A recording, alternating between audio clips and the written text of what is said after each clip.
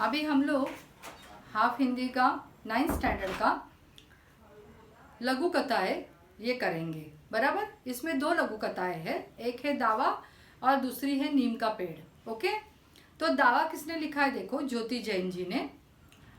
इसमें क्या बताया है? लघु कथा किसी बहुत बड़े परिदृश्य में से एक विशेष क्षण या प्रसंग लिया जाता है और उसे प्रस्तुत किया जाता है।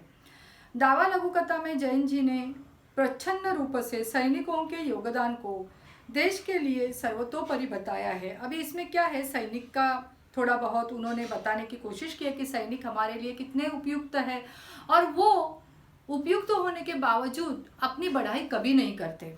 नीम का पेड़ लघु कथा में पर्यावरण के साथ साथ बड़ों की भावनाओं का आदर करना चाहिए, ये भी बताया है। अभी पहला देखते हैं दावा। बहस चल रही थी, सभी अपने अपने देशभक्त होने का दावा कर रहे थे। एक छोटा सा माहौल था जिसमें बहुत सारे लोग थे, एक दूसरे को बता रहे थे कि मैं कितना बड़ा देशभक्त हूँ, मैंने देश के लिए क्या क्या किया है। शिक्षक का कहना था, हम नैनीहालों को शिक्षित करते हैं। नैनीहालों को मतलब नई पीढ़ी को, न्यू जनरेशन, अतः यही देश की बड़ी सेवा है। चिकित्सक का कहना था, डॉक्टर का कहना था, नहीं, हम ही देशवासियों की जान बचाते हैं, अतः यह प्रमाण पत्र तो हमें ही मिलना चाहिए। हम लोग तो लोगों की जान बचाते, देखते नहीं है किस धर्म का है, किस जाति का है।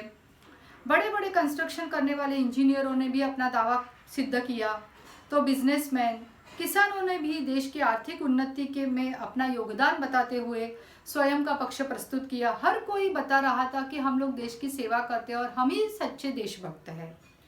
तब खादीधारी नेता आगे आए, मतलब हमारे लीडर।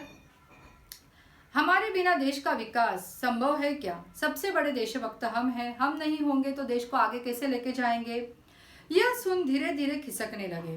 तभी एक आवाज आई, अरे लाल सिंह, तुम अपनी बात नहीं रखोगे? एक ने पूछा लाल सिंह को कि तुम नहीं बताओगे कि तुम कितने महत्वपूर्ण हो? मैं तो क्या कहूँ, रिटायर्ड फौजी बोला। किस बिना पर कुछ कहूँ, मेरे पास तो कुछ नहीं, तीनों बेटे पहले ही फौज में शहीद हो गए हैं। देखो, सब लोग अपना अपना सब कुछ करते हैं, लेकिन जब जान देने की बारी आती है तो कोई भी अपने बच्चे को सैन्य में भर्ती नहीं करता है। वो कहता है तू कोई भी दूसरा बिजनेस कर, लेकिन तुझे आर्मी में या तुझे नेवी में किधर भी नहीं जाना है जहाँ पे तेरे जान की रिस्क है। तो सबसे बड़ा देशभक्त वो फौजी होने के बावजूद वो कुछ भी नहीं कहता है, क्योंकि उसने पहले से ही अपने तीनों बेटों की जान देश के लिए निछावर कर दी थी।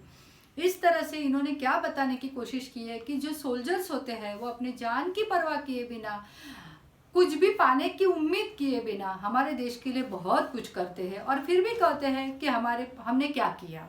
तो ये सबसे बड़े देशभक्त है। समझा आपको? अभी देखो, और दावा का मतलब क्या आता है? अधिकार। समझ में आया?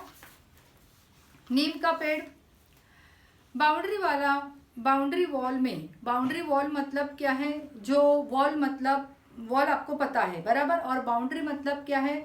जो हम लोग हमारे घर के आजू बाजू में जो फेंस डालते हैं उसे बाउंड्री कहते हैं। मैं बाधक बन रहा था, मतलब क्या? वो नीम का पेड़ जो बाउंड्री का जो वॉल बनाने वाले थे, कंपाउंड बनाने वाले थे, उसमें वो बीच में आ रहा था, बराबर, बाधक बन रहा था। नीम का पेड़ घर में सबको खटक रहा था, और वो पेड़ जो है ना, वो सभी को ऐसा लग रहा था कि इसको काटना चाहिए। आखिर कटवाने का फैसला लिया गया, लेकिन काका साहब उदास हो चुके थे, मतलब वो जो घर के मुखिया थे वो बहुत उदास थे। राजेश समझा रहा था, कार रखने में दिक्कत आएगी, पेड़ तो कटवाना ही पड़ेगा। उसका बेटा उन्हें समझा रहा था कि यहाँ पे मुझे कार पार्किंग करनी है, तो पेड़ रहेगा तो मुझे थोड़ी तकलीफ होगी। काका साहब ने हथियार डालने के स्वर में कहा, ठीक है, और वो बेचारे चुप हो गए। हमेशा अपना रोब जताने वाले काका साहब की चुप्पी राजेश को कुछ खल रही थी। हमेशा किसी भी बात के ऊपर वो हमेशा डिबेट करते थे, ऊंची आवाज में बात करते थे, लेकिन आज वो कुछ नहीं बोले, और इसकी वजह से उनके बेटे को थोड़ा सा अच्छा नहीं लग रहा था। खल रही थी मतलब दुख दे रही थी। अपने पिता के चेहरे को देखते देखते अचानक ही राजेश को उसमें नीम तने की लकीरें नजर आने लगी। मतलब जैसे ही पेड़ जैसे जैसे बूढ़ा होता है तो उसके ऊपर झुर्रियाँ आती है, उसी तरह से उसे लगा कि पिताजी की भी चेहरे पर वो नीम के पेड़ के जैसे ही झुर्रियाँ आ रही है।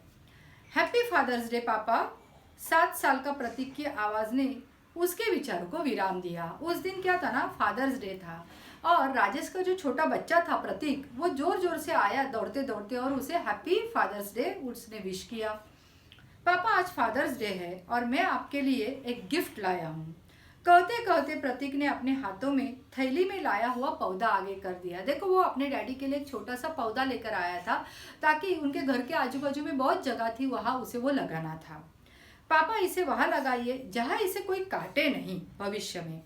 हाँ बेटा, इसे भी लगवाएंगे और बाहर वाले नीम भी नहीं कटेगा। गैरेज के लिए कुछ और व्यवस्था कर लेंगे, फैसले वाले अंदाज में कहते हुए राजेश ने कनक हियोन से काका को देखा। कनक हियोन से मतलब क्या है, ऐसे ऐसी निगाह करके चुराई हुई दृष्टि से देखते ना उसे। बाहर सर्र से हवा चली और बूढ़ा नीम मानो नए जोश से झूम कर लहरा उठा। मतलब क्या है, बाहर भी जोर से पवन चली और वो नीम का पेड़ भी लहरा उठा। उसे भी पता चला कि ये लोग मुझे काटेंगे नहीं, अपने से दूर करेंगे नहीं। और काका साहब ने वो खुद लगाया था, तभी उनको भी बहुत अच्छा लगा कि मेरा बेटा नीम के पेड़ को काटेगा नहीं। इसका मतलब क्या है कि बड़े बुजुर्ग जो होते हैं उन्हें भी हमें क्या करना चाहिए, उनका मन रखना चाहिए, उन्हें भी संभाल कर रखना चाहिए। ये इस पूरे कहानी में से क्या दी गई है, आपको सीख दी गई है। समझ में आया आपको?